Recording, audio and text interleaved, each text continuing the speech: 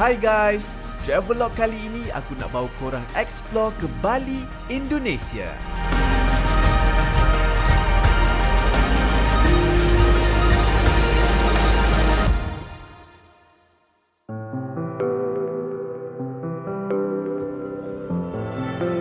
Percutian kami ke Bali kali ini selama 5 hari 4 malam. Kami bertolak dari KLIA 2 pada pukul 10 pagi dan tiba di Denpasar pada jam 1.30 petang. Masa yang sesuai untuk bercuti di Bali biasanya pada bulan musim panas iaitu dari Jun hingga ke Ogos.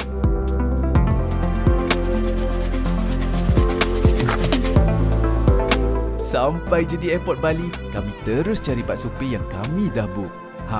Kita orang siap dapat kalungan bunga tau.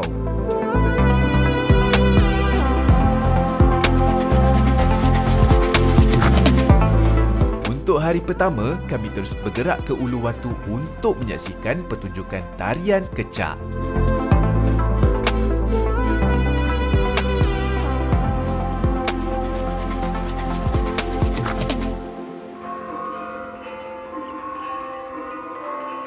Untuk masuk ke Uluwatu Temple, caj dikenakan lebih kurang RM50,000 dan harga untuk menyaksikan kecak dance berharga RM100,000. Kalau korang datang awal, bolehlah bersia-sia lihat pemandangan dan bergambar. Kami sampai je di pusat Uluwatu Temple, terus pergi ke kaunter ekspres untuk redeem tiket kecak dance yang kita orang dah beli di Klook.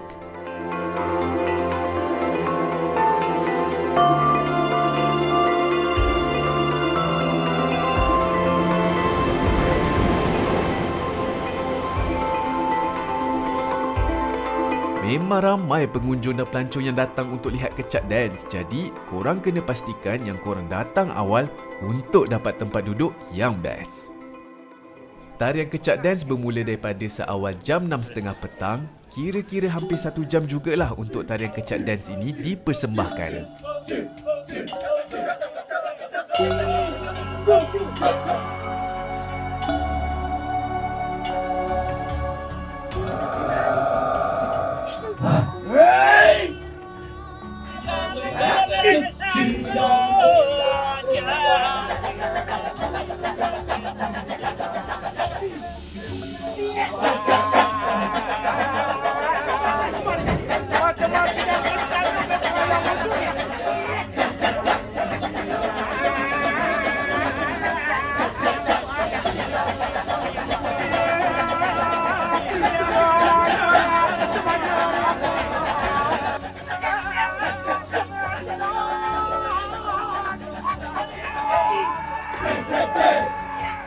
Korang pasti akan terhibur dengan karakter monyet putih ni. Memang suka menyakat.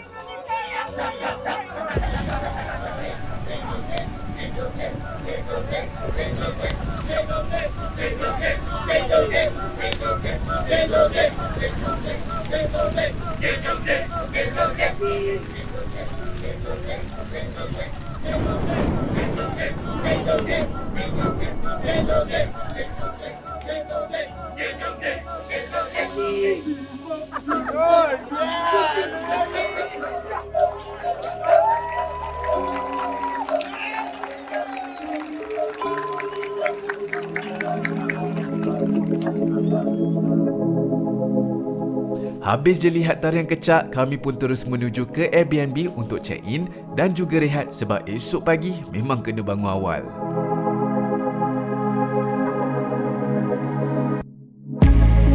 Airbnb yang kami book ni simple-simple je tapi selesalah untuk bermalam.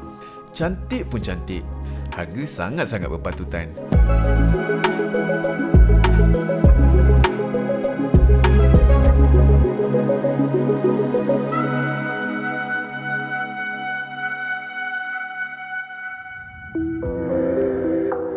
Seawal jam 7 pagi, kami telah sampai di Pelabuhan Sanur untuk pergi ke Nusa Penida. Bot yang paling awal supir kami dapatkan ialah pada jam 8.30 pagi.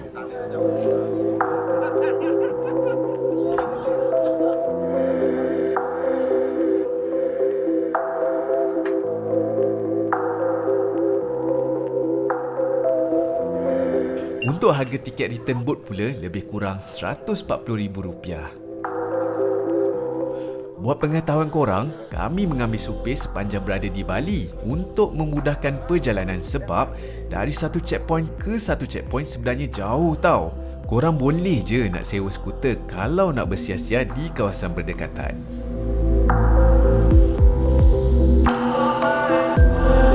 Perjalanan dari Pelabuhan Sanur ke Nusa Penida menaiki bot laju pula mengambil masa lebih kurang 40 minit untuk sampai.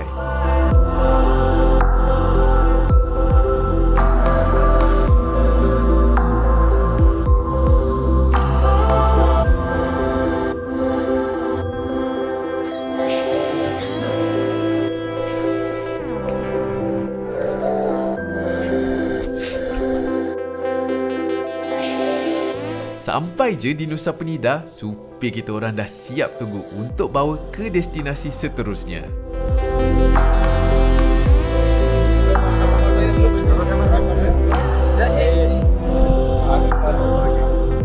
Kami akan pergi beberapa destinasi tarikan yang wajib datang bila dah sampai dekat Bali. Ini kita berangkatnya ke barat Nusa Penida, Kelingking, kita ada Broken, kita ada Angels Bilabong. Nah, last tripnya, last tournya kita ada aktivitas berenang. Okey. Saya nanti kasih pilihan.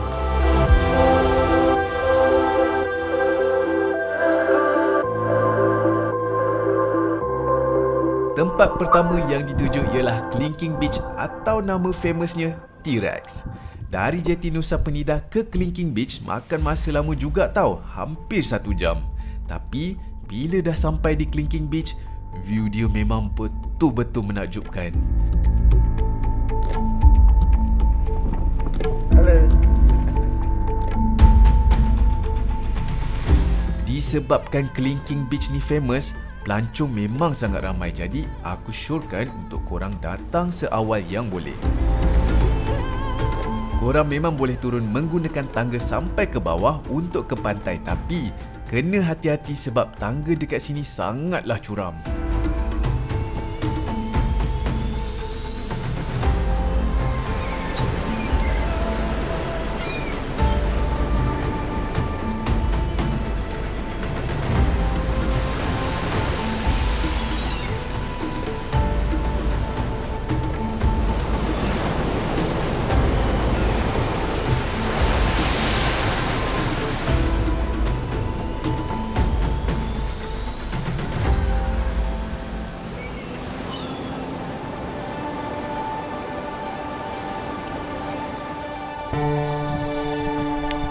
Tempat kedua yang kami pergi ialah Broken Beach, sebuah lubang besar yang dikelilingi oleh tebing batu dan mempunyai terowong seolah-olah gerbang pintu untuk keluar masuk air laut. Di sini, korang kena berhati-hati sebab tiada sebarang penghadang di sekitar tebing ni tau.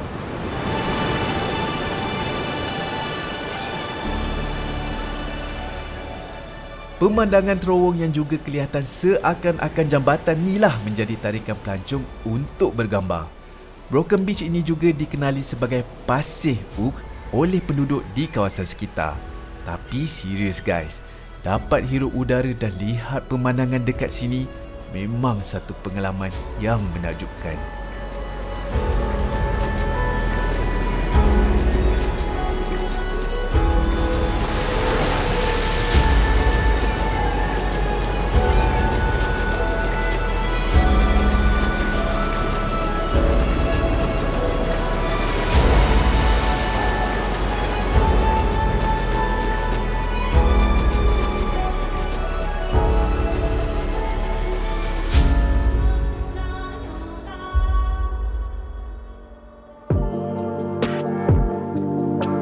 Bersebelahan dengan Broken Beach pula terdapat satu lagi tarikan yang korang boleh kunjungi, iaitu Angels Bilabong.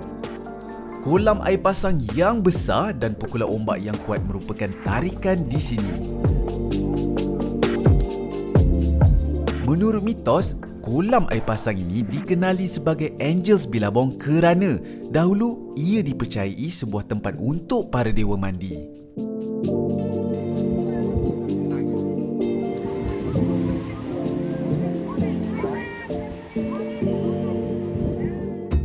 Selesai semua checklist hari pertama kami di Nusa Penida, kami pun terus menuju ke Tentacle Bali Cottage untuk check-in dan bersantai-santai. Tentacle Bali Cottage merupakan hotel yang recommended dekat Nusa Penida.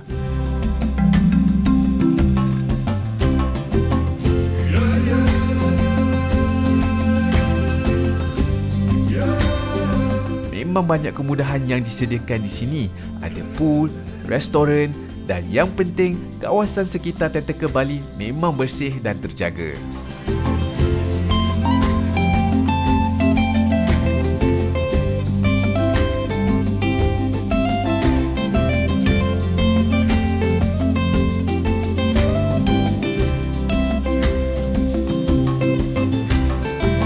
Waktu petang, kita orang ambil peluang untuk sewa skuter dan bersiar-siar di kawasan persekitaran Nusa Penida untuk melihat view sunset di tepi laut berlatar belakangkan Gunung Agung, gunung terbesar di tanah Bali.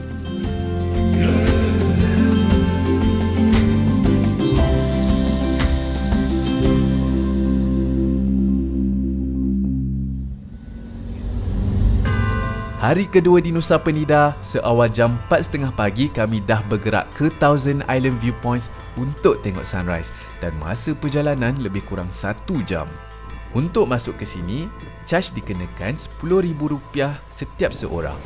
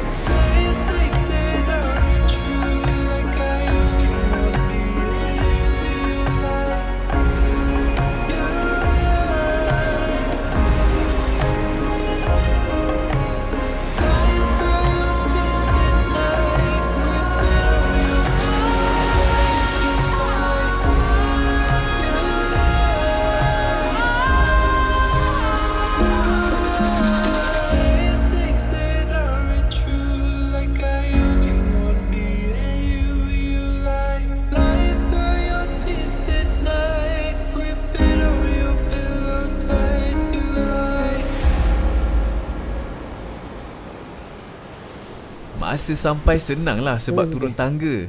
Mi balik nak mendaki pula, mengah jugalah.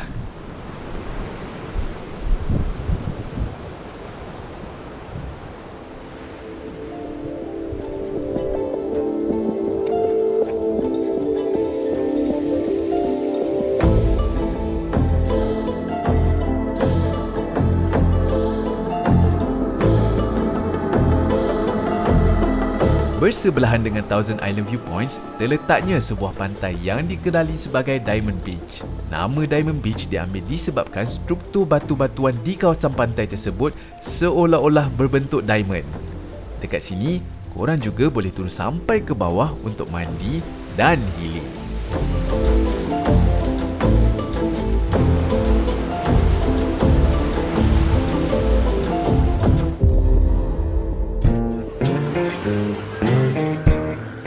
Selesai sudah bucket list kita orang di Nusa Penida, kita orang pun terus menuju ke jeti untuk pulang ke Bali.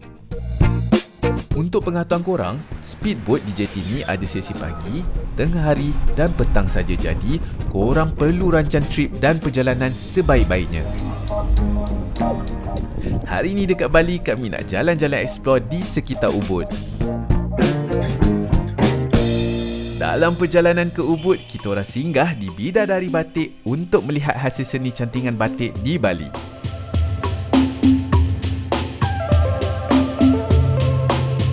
Uniknya cantingan batik di sini, korang boleh minta untuk custom corak cantingan batik mengikut pilihan dan cita rasa sendiri. Harga barangan kraftangan dekat sini pun murah-murah, sesuailah untuk korang yang nak beli untuk dijadikan buah tangan. Seterusnya, kami singgah pula ke Jambe Asri Agrotourism untuk melihat sendiri proses pembuatan kopi luwak dan macam mana rasanya. Musang-musang dekat sini memang besar-besar. Kebanyakannya di dalam sangkar dan hanya dilepaskan pada waktu malam. luwak, mungkin teman saya sudah jelaskan, adalah binatang malam. Jadi setiap malam kita buka kandangnya, dia akan turun ke bawah mencari ini, Arabica coffee bean ya.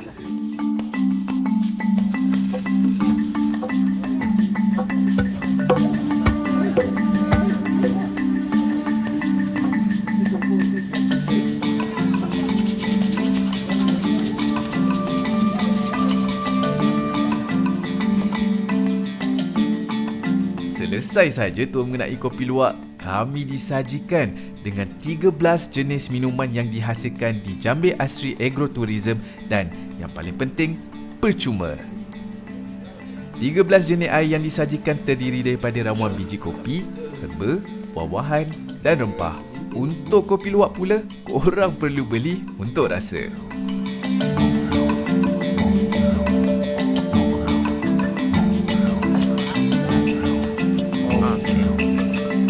Rasa kopi luwak ni tak jauh beza pun dengan rasa kopi yang lain. Cuma, dia ada rasa citrusy sikit. Yang sukakan minum kopi tu, korang boleh cuba. Tapi okey, dia macam tak ada beza sebenarnya rasa dia. Kat sini juga korang boleh beli pelbagai jenis serbuk kopi dan teh yang korang dah rasa tadi. Serbuk kopi dan coklat pelbagai perisa pun ada dijual. Kita orang pun belilah beberapa barang sebagai tanda untuk support.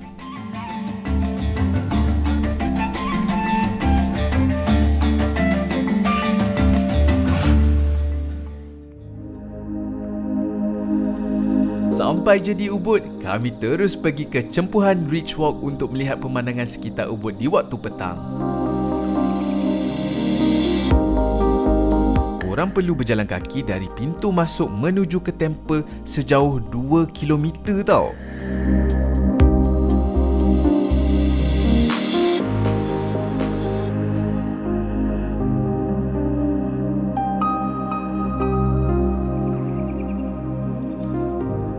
Ke atas ni, selain temple, terdapat juga kafe dan spa untuk korang santai-santai sebelum turun ke bawah semula.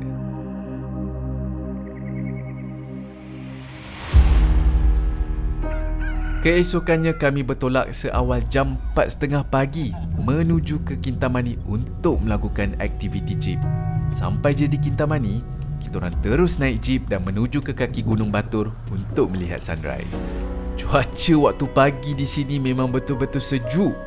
Aku rekomen korang bawa jaket ataupun selimut untuk panaskan badan sementara menunggu matahari terbit.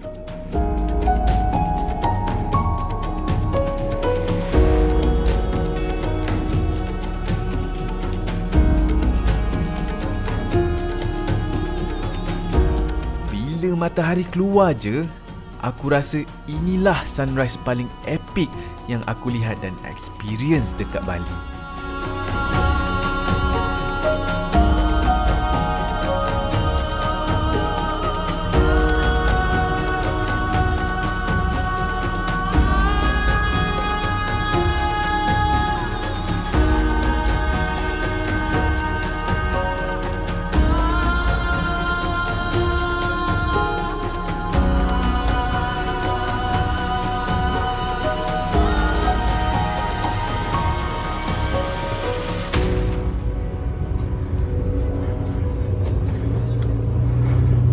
Matahari pun dah terbit, kami teruskan aktiviti jeep dengan menuju ke sebuah kawasan tapak lava yang kini dijadikan sebagai salah satu tarikan pelancongan di Bali.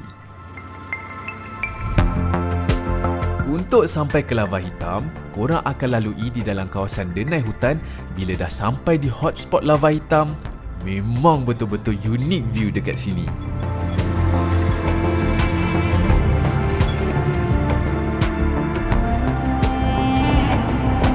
Tapak batu lava hitam ni dahulunya merupakan kawasan letusan gunung berapi daripada Gunung Batur sekitar tahun 90-an hingga tahun 2000 dahulu. Menurut supir, Gunung Batur ni antara gunung berapi yang masih aktif sehingga sekarang.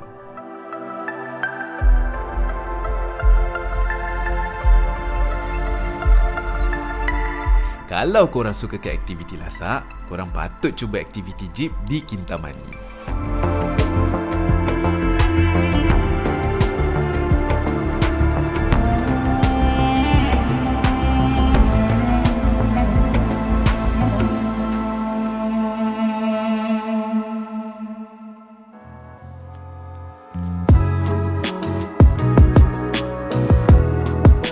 Dalam perjalanan untuk ke Tegalagang Rice Terrace, kami singgah kejap di Starbucks Kintamani untuk mengopi sambil tengok view Gunung Batur. Starbucks di Kintamani ni tak ada beza pun dengan Starbucks yang lain. Cuma harga minuman dan makanan dekat sini agak mahal sedikit berbanding di Kuta. Layan minum kopi sambil tengok view Gunung Batur memang betul-betul healing.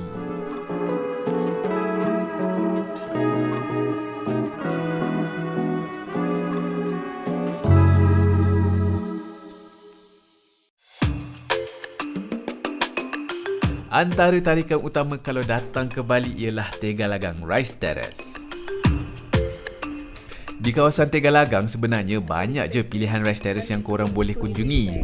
Kita orang pilih untuk masuk ke Alas Harum Rice Terrace sebab banyak tarikan yang disediakan dekat sini.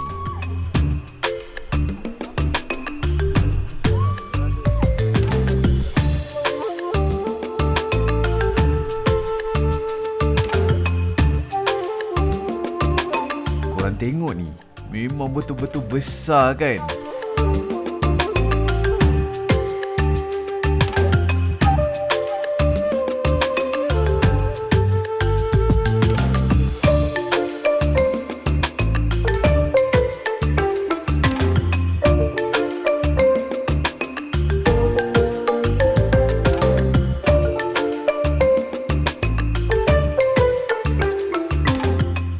Dekat Alas Harum Rice Terrace juga terdapat kafe, restoran dan juga clubhouse kalau korang plan untuk chill-chill dan bermalam di Tegalagang. Entrance fee pula harga hanyalah RM50,000 sahaja.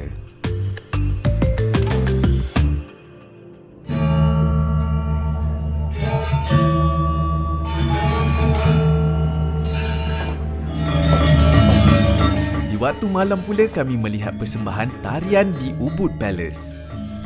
Untuk tonton persembahan di Ubud Palace, korang akan dikenakan charge sebanyak RM100,000. Persembahan Ubud Palace akan bermula dari jam 8 malam sehingga 9 malam setiap hujung minggu. Macam biasa, kalau nak dapat tempat duduk yang best, korang kenalah datang awal.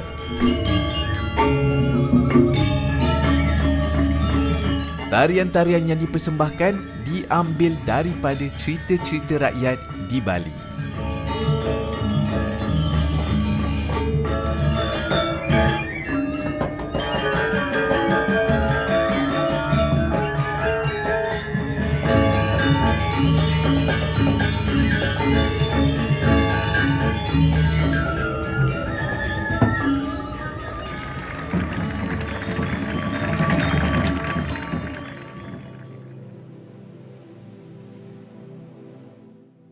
Keesokan harinya dan hari terakhir kami di Bali, seawal jam 4 pagi kami dah bertolak ke Lempuyang Temple. Untuk ke atas, memang kena naik shuttle bus. Kami sampai di Lempuyang Temple kira-kira jam 6 pagi dan terus ke kaunter untuk beli tiket.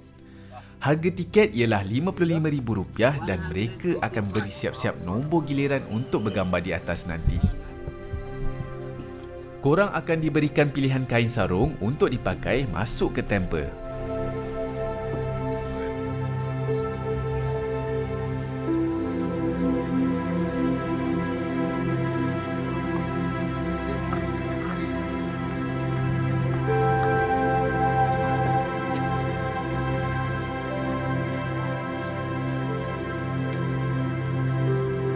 Pukul 6.20 pagi pun dah ramai pengunjung yang datang menunggu giliran bergambar di pintu gerbang viral Lempuyang Temple.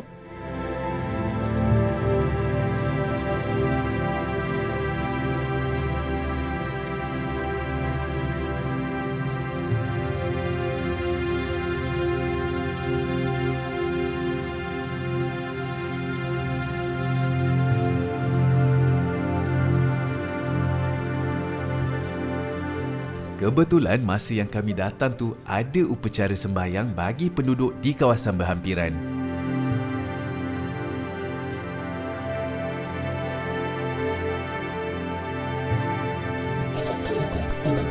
Pengunjung turut disajikan dengan muzik gamelan yang dimainkan bagi upacara keagamaan mereka.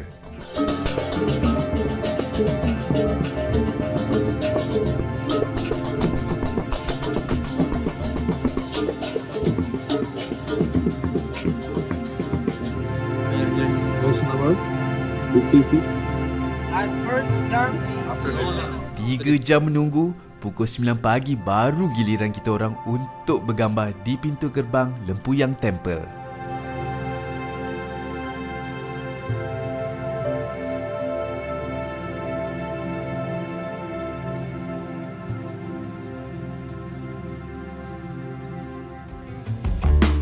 Akhir sekali, sebelum pulang ke Malaysia, supir kami bawa ke Krishna Oleh-Oleh Bali untuk shopping dan beli buah tangan. Aku memang recommend korang datang shopping dekat sini sebab one stop centers. Macam-macam barang ada dekat sini untuk korang pilih. Itu saja guys video kali ini. Jangan lupa untuk support kami dengan like, share dan subscribe YouTube channel ni, okay? Stay tune untuk video akan datang.